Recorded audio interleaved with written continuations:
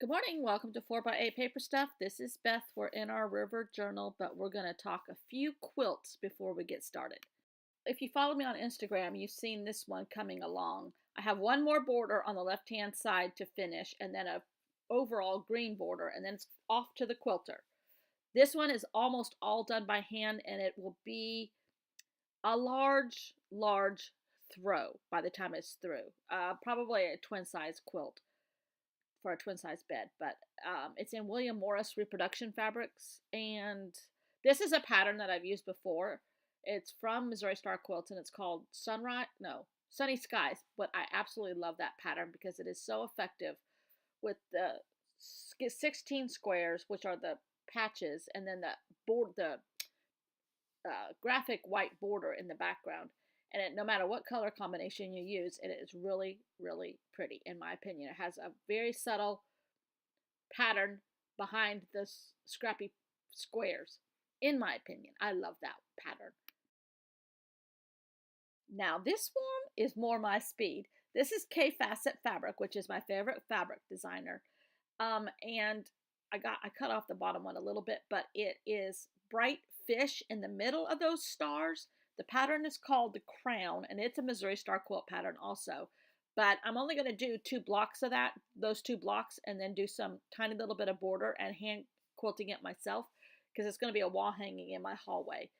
The bright fish and the purples are not exactly the colors in our house, but I love the bright perkiness of it. And in our hallway, you don't know that the rest of our house is pretty much like tomato red and green. But those are more my own personal style colors.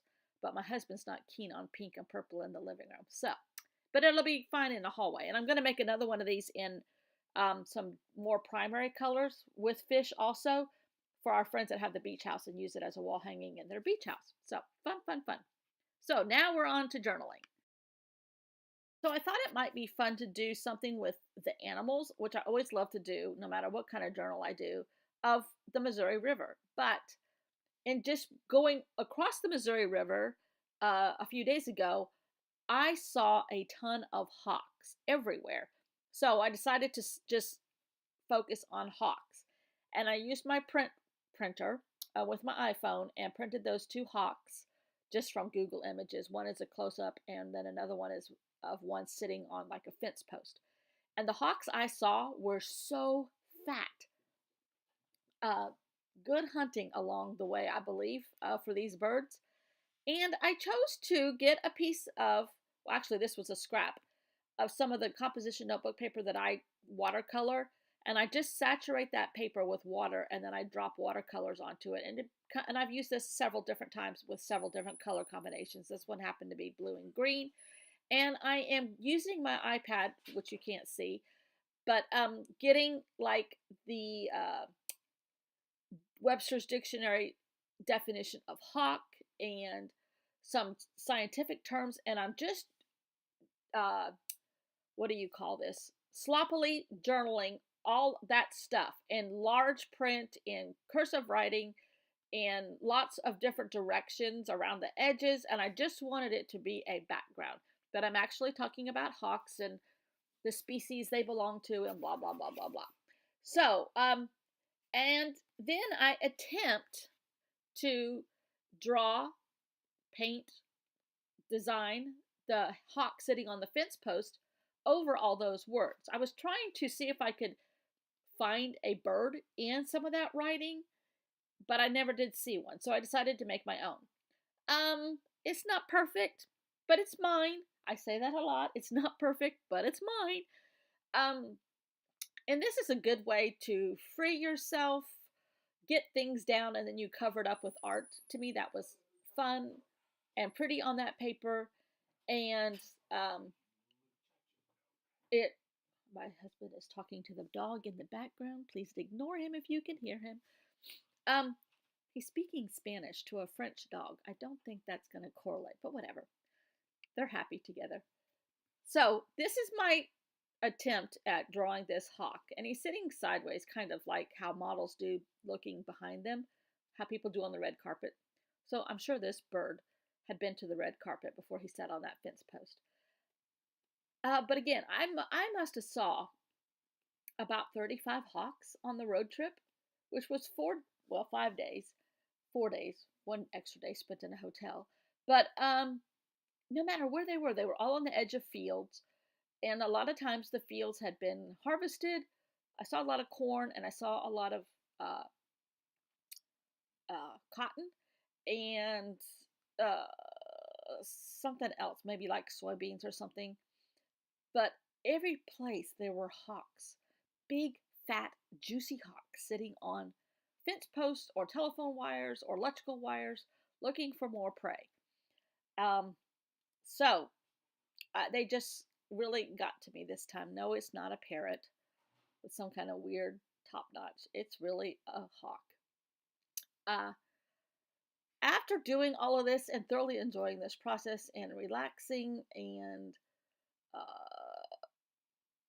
practicing different techniques and getting out my stabilos and getting out magic markers and getting out other kinds of markers and thinking how I'm going to put it in my journal, I realized after deciding how I want to do it now, okay, this is the construction paper leftovers from yesterday.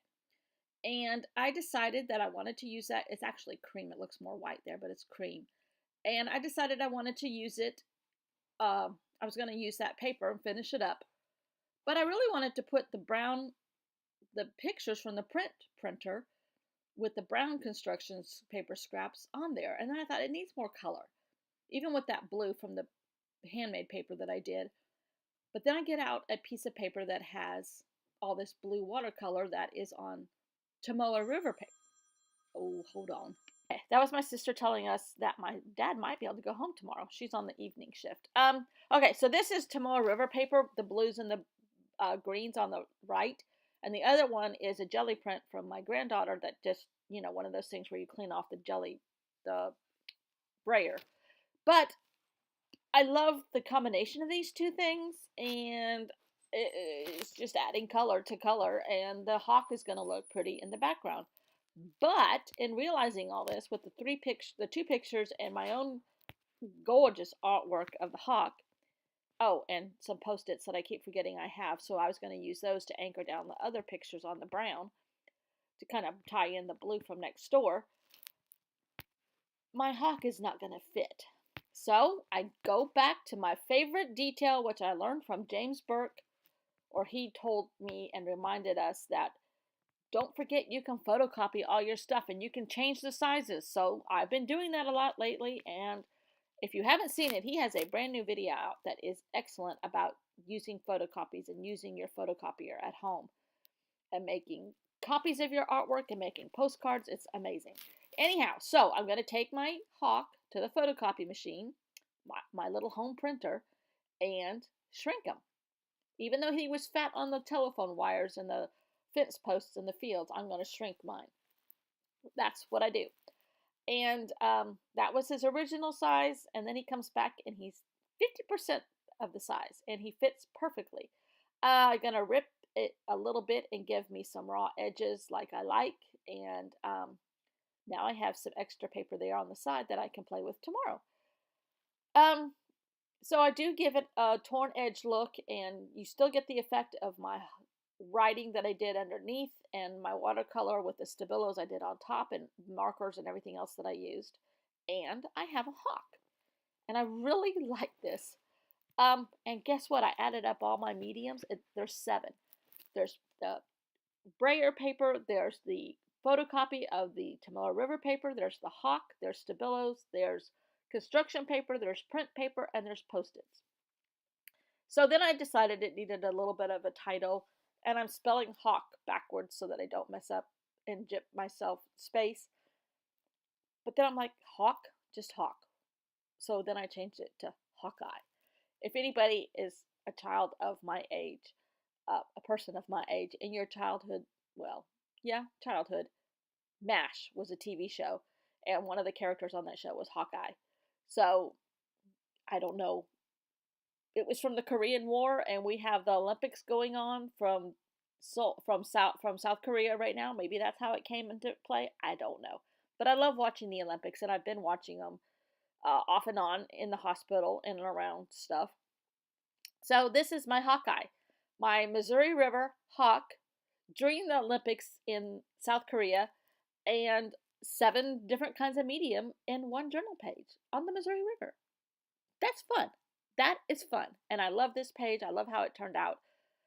It's different. I try to do every page different. I don't like doing the same stuff over and over. And I had fun at 4 o'clock this morning before I went to the hospital. But my sister did call, and my dad might get to go home tomorrow. Yay! No driving, of course, and nothing without a walker for right now, which is fine. But if he can get out of there, he'll be so much more comfortable at home where he's not being poked and prodded all the time. So, thanks for watching. Don't forget to subscribe and mind your Hawkeyes. That was fun. And I'm going to just do a jagged edge around the edge with just a plain black pen. For lack of anything else I could do or thought of doing. I have tomorrow as my last day on the Missouri River, but I think I'm going to keep going. So here's a little tiny flip through. And I really like it. It's totally different than the other rivers, which is what I wanted. Thanks for watching. Don't forget to subscribe, and I'll see you all tomorrow.